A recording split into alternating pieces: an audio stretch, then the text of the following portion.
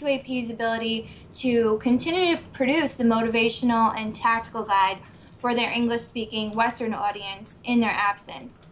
So there's a few common themes that we continue to see with Inspire magazine. And this is, number one, is that the overall purpose of the magazine is to inspire Western individuals to engage in jihad.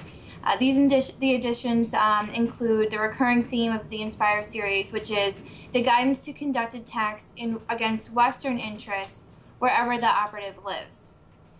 In keeping in tradition with the magazine, each issue that was just released provides AQAP's targeting preferences. So in both of these magazines, they say to target the United States, the United Kingdom, and France. They are the priority targets. What we also continue to see is the emphasis on softer targets, and these include commercial buildings, sports arenas, transportation systems, tourist spots, and religious institutions. But we also continue to see the importance of attacking Western economic and military targets.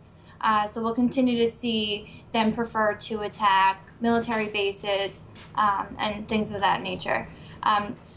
Like several past editions, each of these versions has an image of New York City.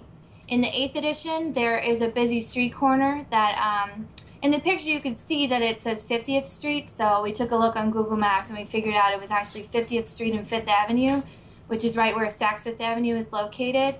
Right. And then in the 9th issue, we saw an aerial view of Central Park and its surroundings. So we've seen this before. They've added skyline pictures of New York City, so we know that they continue to look for New York as a priority target.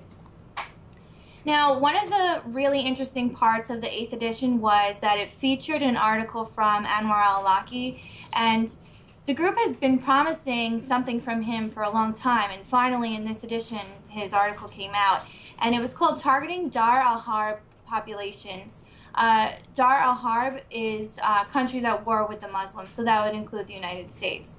And I suppose that a lot of the questions he was receiving from Inspire readers was the debate about whether it's okay or legal to target civilians.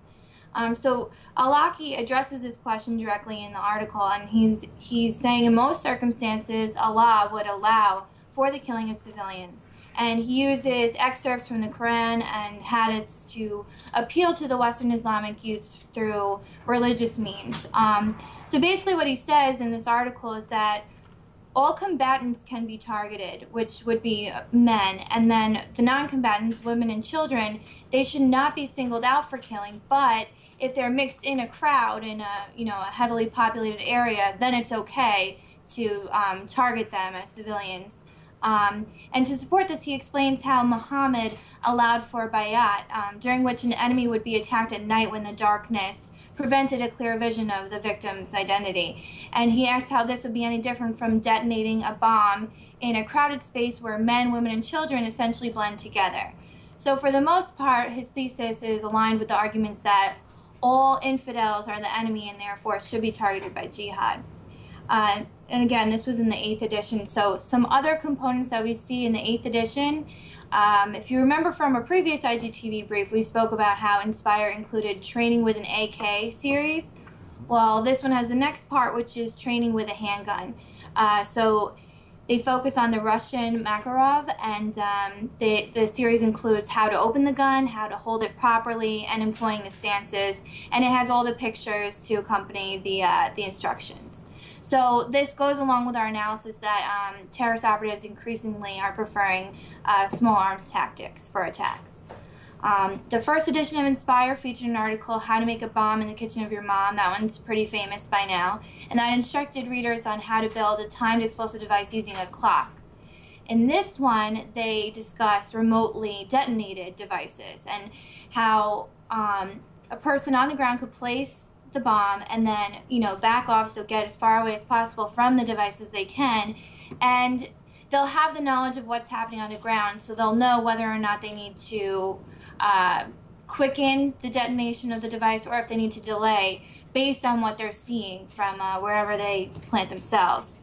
And one other important component of the 8th issue is in al-Awlaki's article, He said he lists different modes or tactics of attack for targeting population centers, and these tactics include small arms, explosives. He even mentions poisons or chemical and biological weapons against population centers.